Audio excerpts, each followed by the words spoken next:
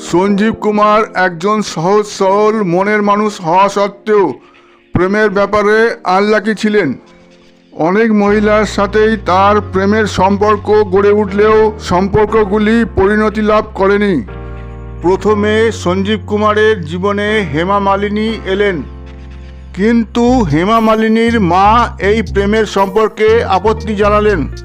মায়ের কথা শুনে হেমা মালিনী এই সম্পর্ক থেকে বেরিয়ে এলেন। তারপর একে একে জয়শ্রী টি, সুলক্ষণা পণ্ডিত প্রভৃতি অভিনেত্রীর সাথে প্রেমের সম্পর্ক গড়ে উঠলেও কোনো একটা কারণবশত ব্যাপারটা বিয়ের দোরগোড়ায় পৌঁছাতে পারেনি।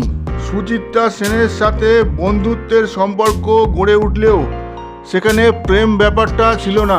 দর্পণ নামে একটি সিনেমায় অভিনয় করতে গিয়ে সঞ্জীব কুমারের সাথে অভিনেত্রী নূতনের আলাপ পরিচয় গড়ে ওঠে। সেই সময় নূতন বিবাহিতা ছিলেন এবং একটি পুত্র সন্তানও ছিল, কিন্তু স্বামী বয়স্ক হওয়াতে সঞ্জীব কুমারের সাথে প্রেমের সম্পর্কে জড়িয়ে পড়েন।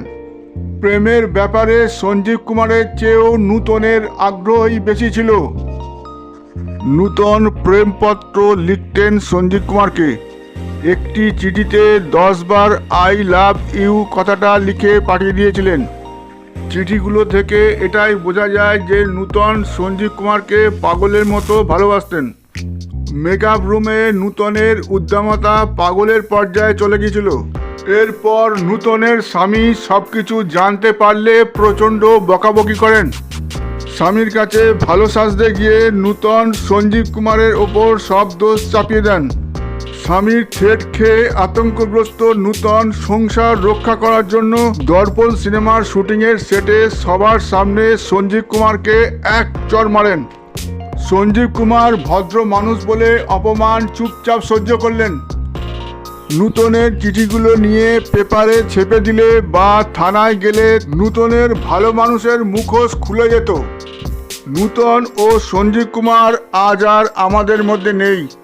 তাদের দুর্দান্ত অভিনয় দর্শকদের মনের মধ্যে চিরকালের মতো বেঁচে থাকবে।